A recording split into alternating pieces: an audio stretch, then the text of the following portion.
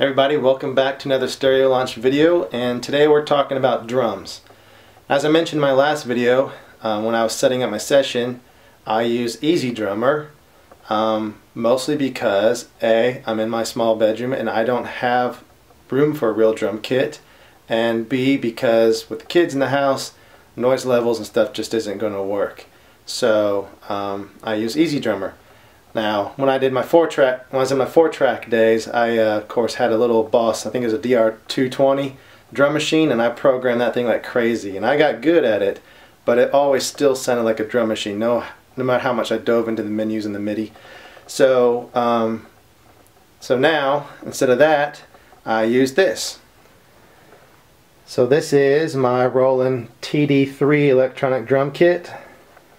I bought this used off of a guy, I think probably like around 2007 is when I got it, so this thing's pretty old. It's not a perfect kit, but it gets the job done. I'm not a great drummer. I can get around, I can hear the parts and play basically what I want to play, but the nice thing about this, because I don't record the audio outputs out of it, I record the MIDI. And then so I got a MIDI cable that goes down there and goes over into my interfaces and of course into Pro Tools. And so if I'm late on a hit or I speed up or slow down or whatever, I can fix that with the MIDI. And then of course play the EZdrummer sounds from the MIDI, and it sounds pretty good to me. So some may say, oh, that's cheating or whatever. Maybe it is, maybe it isn't. Personally, I would rather mic up a drum kit in a nice room and go through all that, because that's way more fun. But for me, getting my songs done, this is the best way. This is what works best for me. I can track it during the day or in the afternoon, and then at night when the kids are asleep, I can throw on the headphones and I can tweak the MIDI and get it exactly where I want it to be, and then bounce everything down to individual tracks. So I'll show you how I go through all that. But first, I'm going to lay down my drum tracks. This is just the raw drum tracks, no editing, and then I'll show you how I edit and the finished version. Alright, so now it's time to track the drums, and I just wanted to show you real quick kind of what I have set up. So I have EZdrummer that we're playing in, and I'm just using the EZdrummer 2 Modern Basic Kit. Actually, I like this kit a lot. I think it sounds really good for a lot of different things, and it's the one that comes with EZdrummer 2. It's a lot better than the one that came with EZdrummer 1. I think this sounds good for a lot of things, so I usually just start here, especially for a rock song or a pop song, stuff like that. If I'm doing something folksy or whatever, I probably won't use this. I'll probably use like the Americana kit or something. But for most of what I do, this kit is a really good starting point. So I'll start here, and then I always set my levels. I have my click going, and I crank the click. That's my main focus. I'm trying to play as tightly to the click as I can. I'm not a great drummer, but the closer I can get to the click when I'm playing, the easier it'll be to edit later. So I do that. I, of course, want to make sure I hear my drums. I want to hear the guitars and the vocal and stuff. But this vocal's probably a little loud, but that's just where I tracked it at. But those aren't my main focus. That's mainly just so I know where I am in this song. You know, sometimes if I need a little more inspiration, I'll crank them up, whatever. But my main focus is I want to hear the drums and the click and make sure that I'm as close to the click as I can be, you know, feel-wise and all that stuff. So, all right, we'll take a run through. Here we go.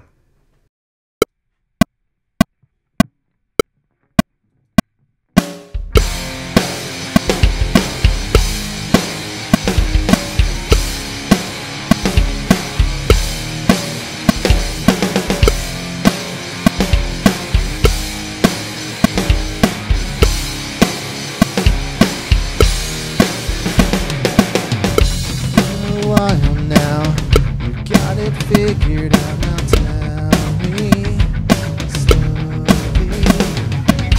Your eyes are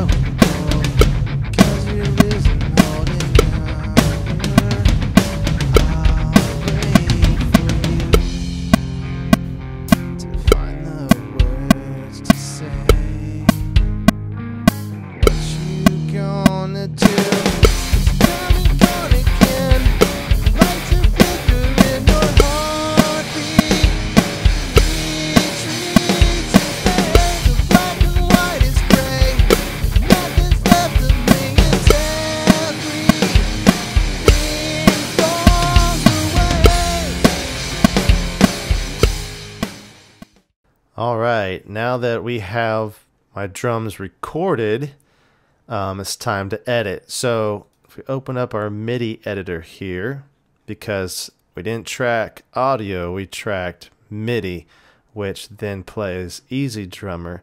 And this allows me to get really crazy with editing if I want to. Like if there's a fill that I can't do or I messed up, I can totally just tweak it, rewrite it, whatever.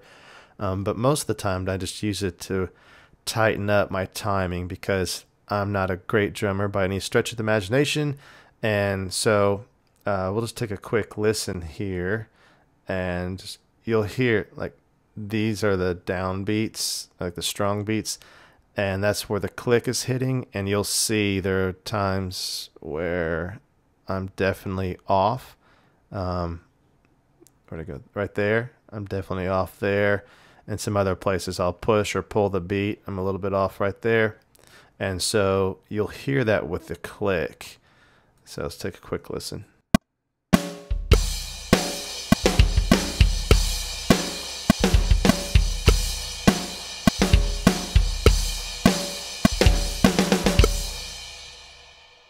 Right, so a lot of it's not terrible. And of course, if the click wasn't playing, you probably wouldn't even know. It would, but with the click playing, you hear it do that kind of flam thing. And so we're just going to tighten that up a little bit, because that's a stylistic choice on this song. But before we do that, first thing I always do is, you see these little light color notes? This one right here is a tom, and I didn't hit a tom there. That's just the rack vibrating, and it triggers the tom. And there are ways to adjust that, but I usually just clean it up. So you hear I didn't hit that tom. So double click it and it just goes away. Same with this.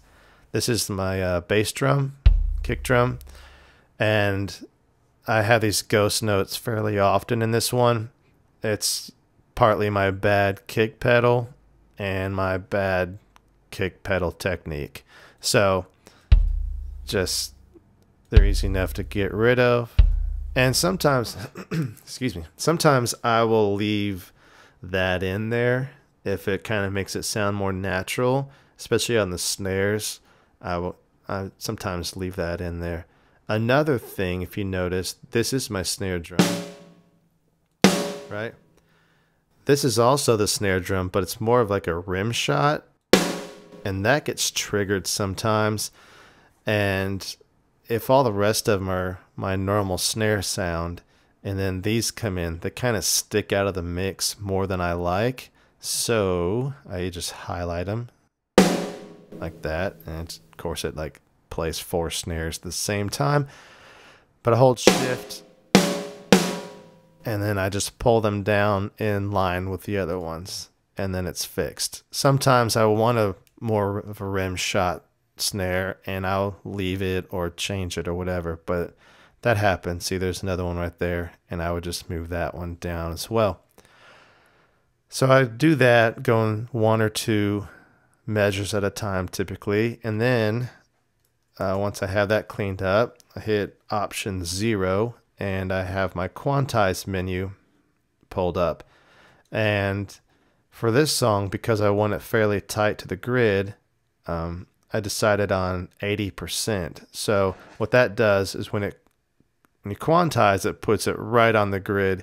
If it's 100%, it's right on the grid. 80% is really, really close to the grid. And of course, you can choose 20%, and it'll just pull it in closer to the grid, but not as much as 80 or 100%. So it's total personal choice. And, you know, it depends on the song. Sometimes I don't do any. Sometimes I just do 20. It just depends on the song. It depends on stylistic choice. I also found, here's a crash cymbal that got hit twice. I just saw. So double click that, and it happened again. Happened again right there. It seems to be a thing. So that's just another thing I'll look out for. And then, so what we'll do to quantize, I always just go from the beginning of the measure to the first beat of the next measure. See the 4-1, that's my first beat. That's just because it's easy for me to remember. I'm landing on the downbeat, and mentally it's kind of a period or a punctuation on this measure, and that just makes it easy for me to remember. So I just hit apply, and you see them all shift, and now they are really close to the grid. And then I will just come over here to the next measure, do the same thing, and just work your way through the song. Now I know, because I just saw this a minute ago, and I also heard it, those are ghost notes that don't need to be there. So I will come back, and I know finish there, tighten. Oh, before I do that, another double crash. Is that one? Nope. Okay. So do this, quantize, boom, done. And then see these right here. When we listened back just a minute ago, when we were listening to click, I heard that, and I know that that's not what I meant to do. So this is a case where I didn't play it right, but because it's MIDI, I can tweak it. So this looks wrong. That kick drum should be right there. And then this, because if you look, I'm on that 8th note a lot. So that's probably there. And I know that I do that snare hit there going into the kick drum a lot. That's just kind of one of my things. So, yep, and line that kick drum up with that crash right there. So that should be fixed better. So let's go back, and then we'll quantize the rest of it. And because I did move those, and I had grid selected right here, that, you know, those are 100% on the grid, but that's okay. I'm not going to get too crazy with that. And then you can also see here these snare hits here. That needs to be quantized to that downbeat. And there you go. So you can tweak it as much as you want to. I typically leave the velocities, which is how hard I hit them. I usually leave those alone. That keeps it more natural, because if all these crashes here that I'm writing on, if they're all the same, it would not feel natural at all. And so this one's quieter, this one's louder. You can see like I hit harder on the downbeat typically, which is fairly normal. So I will leave velocities the same unless I'm listening back and something like just disappears because I didn't hit it hard enough, or if it's just way too loud because I hit it too hard or something didn't trigger right, then I'll adjust it. But I'm always just listening back. So I do a few measures and then I listen back to make sure it's what I expect it to be. So let's listen to this real quick, and you'll hear that it's a lot tighter with the click.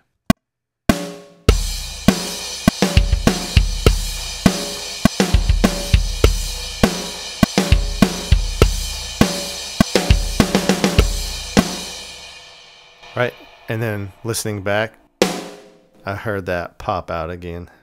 That's one of those. So I just drag it back down. Maybe that doesn't bother you, but my ear I always just hear it right away. I'm like, what was that? So that's basically what I do for editing on my drums. And then that gets it to my drums right how I want them. That's my starting point, my foundation for my song.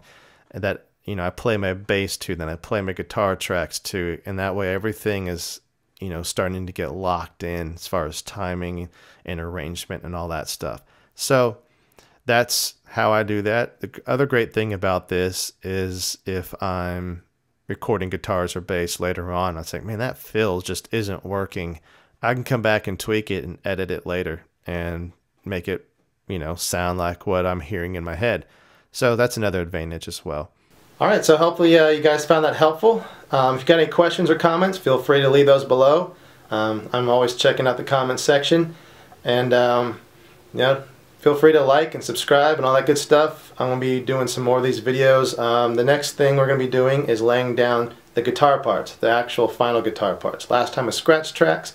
This time I'm going to start laying down the real guitar parts. So see you in the next video. Thanks.